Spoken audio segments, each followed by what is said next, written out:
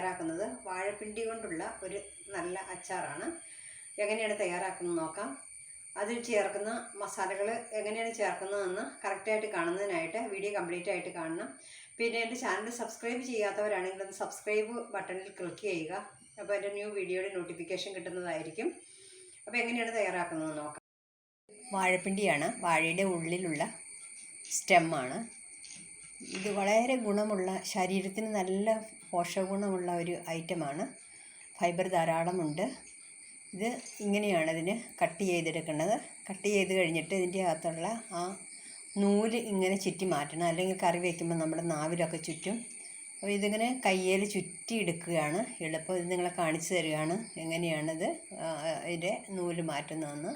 അപ്പോൾ അച്ചാറിൻ്റെ പാകത്തിന് ഞാൻ അരിഞ്ഞെടുക്കുകയാണ്. അച്ചാറിൻ്റെ വളരെ വണ്ണം കുറഞ്ഞിട്ട് ഇത്തിരി നീളം കൂടിയ കഷ്ണങ്ങളാണ് വേണ്ടത്. കുറച്ച് സാമ്പിളിനായിട്ട് ഞാൻ കട്ട് ചെയ്യുകയാണ്.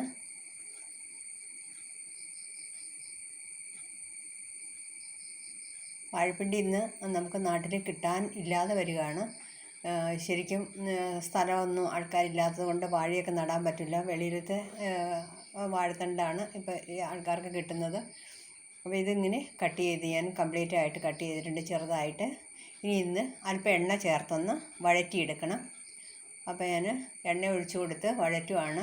ഒന്ന് വാടി കിട്ടിയാൽ മതി, അധികം വെന്തരിയണ്ട. അപ്പോൾ ഇനി നമുക്ക് ഇതിനുള്ള മസാല തയ്യാറാക്കണം. മസാലയ്ക്ക് വേണ്ടിയിട്ട് ഞാൻ എണ്ണ ഒഴിച്ചു കൊടുക്കുകയാണ്. എണ്ണ ധാരാളം വേണ്ടവർക്ക് ഒഴിച്ചോളൂ. ഞാനിപ്പോൾ ഒരു 50 ഗ്രാം എണ്ണയാണ് ഒഴിച്ചു കൊടുത്തിരിക്കുന്നത്. ഇതിലോട്ട് ഞാനിപ്പോൾ കുറച്ച് വെളുത്തുള്ളി ഇട്ട് കൊടുത്തിട്ടുണ്ട്. വെളുത്തുള്ളി ഒന്ന് ചൂടായി വരുന്നുണ്ട്. അപ്പം ഈ കൊടുത്തിക്കൂടെ ഇനി നമുക്ക് ഇഞ്ചി അരിഞ്ഞത് അങ്ങോട്ട് ചേർത്ത് കൊടുക്കണം. ഇഞ്ചി, വെളുത്തുള്ളി ഇതിൻ്റെയൊക്കെ ആ ടേസ്റ്റ് നമ്മുടെ അച്ചാറിന് ഒരുപാട് നല്ലതാണ്. പൊതുവെ അച്ചാറുകളിൽ ഇത് ചേർക്കുന്നതിൻ്റെ ഉദ്ദേശം തന്നെ ഇത് തന്നെയാണ്. 4 പച്ചമുളക് കട്ട് ചെയ്തതുണ്ട്. പച്ചമുളകിൻ്റെ ആ കളർ എടുത്ത് കാണിക്കാൻ വേണ്ടിയിട്ടാണ് ഞാൻ അല്പം പഴുത്ത പച്ചമുളക് എടുത്തത്. കറിവേപ്പില ധാരാളം എടുത്തിട്ടുണ്ട്. കറിവേപ്പില നമ്മുടെ ശരീരത്തിന് വളരെ ഗുണമുള്ളതും ഫുൾ ഓഫ് കാൽഷ്യം ആണല്ലോ. അപ്പോൾ ഇത് അച്ചാറിൻ്റെ കൂടെ നമ്മുടെ ഉള്ളിൽ ചെല്ലുന്നത് നല്ലതാണ്. നമുക്ക് ഉലുവ പൊടിച്ചതിട്ട് കൊടുക്കാം. 1/2 ടീസ്പൂൺ ഉലുവയാണ് ഇട്ട് കൊടുത്തിരിക്കുന്നത്. അടുത്തതായിട്ട് കായപ്പൊടി ഇട്ട് കൊടുക്കാം. 1/4 ടീസ്പൂൺ കായപ്പൊടി ധാരാളം മതി. കഷ്ണത്തിൻ്റെ അനുസരിച്ച് നിങ്ങൾ കൂട്ടുകയും കുറയ്ക്കുകയും ചെയ്യുക. ഇത് അത്ര അധികമൊന്നും ഇല്ലാത്തതിനാൽ അപ്പോൾ അതുകൊണ്ട് കായപ്പൊടി ഇത്രയും മതി. നെക്സ്റ്റ് മുളക് പൊടി ഇട്ട് കൊടുക്കുകയാണ്. മുളക് പൊടി ഞാൻ 2 ടീസ്പൂൺ ഫുൾ ഇട്ട് കൊടുക്കുന്നുണ്ട്.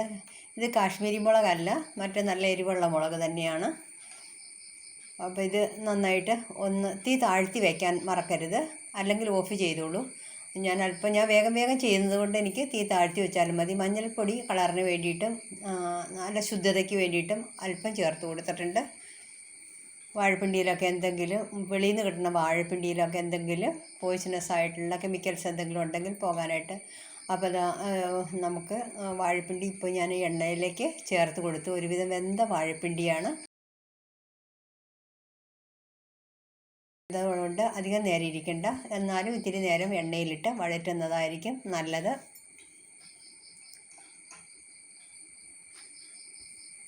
നിങ്ങളെല്ലാവരും വീട്ടിൽ തയ്യാറാക്കി നോക്കുക. ഉപ്പ് പാകത്തിന് ചേർത്ത് കൊടുക്കുക.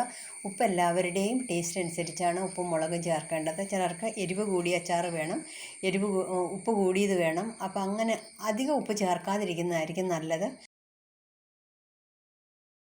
BP ഒക്കെ ഉള്ളവർക്കൊക്കെ ഉപ്പിൻ്റെ അംശം കുറയ്ക്കണം എന്ന് പറയുന്നതിൻ്റെ കാരണം തന്നെ ഇതാണ്. ലോങ് റണ്ണിൽ അച്ചാർ ഇരിക്കാൻ വേണ്ടിയിട്ട് ആൾക്കാർ കൂടുതൽ ഉപ്പിട്ട് വയ്ക്കും. അതുകൊണ്ട് അത് കുറയ്ക്കണം എന്ന് പറയണത്. ഇതിപ്പോൾ നമ്മളുടെ ആവശ്യത്തിനായ കാരണം കുറച്ച് ഉപ്പിട്ടാൽ മതി. അത് വിനാഗിരിയാണ്. വിനാഗിരി ഞാനിവിടെ കോക്കനട്ട് വിനാഗിരി, നാച്ചുറലായിട്ടുള്ള കോക്കനട്ട് വിനാഗിരി വാങ്ങി വെച്ചിരിക്കുന്നതാണ്. അപ്പോൾ അത് ഇതിലേക്ക് ഞാൻ ഒരു 1.5 ടേബിൾ സ്പൂണോളമാണ് ഒഴിച്ചു കൊടുക്കുന്നത്. എപ്പോഴും ഞാനിത് യൂസ് ചെയ്യുന്നത് കൊണ്ട് എനിക്ക് ഇതിൻ്റെ അളവൊക്കെ കൃത്യമായതുകൊണ്ടാണ് സ്പൂൺ എടുക്കാത്തത്. അപ്പോൾ നിങ്ങൾ ചേർക്കുമ്പോൾ 1.5 ടേബിൾ സ്പൂൺ ചേർത്താൽ മതി. അപ്പോൾ നമ്മുടെ അച്ചാർ നല്ല ഗ്രാൻഡ് ആൻഡ് ഹെൽത്തി ആയിട്ടുള്ള അച്ചാറാണിത്. നിങ്ങൾ തയ്യാറാക്കി നോക്കുക. സബ്സ്ക്രൈബ് ചെയ്യാൻ മറക്കാതിരിക്കുക. ഞാൻ ഇടുന്ന നെക്സ്റ്റ് വീഡിയോ നിങ്ങൾക്ക് ലഭിക്കാൻ വേണ്ടിയിട്ടാണ്. അപ്പോൾ താങ്ക് യു ഫോർ വാച്ചിങ്.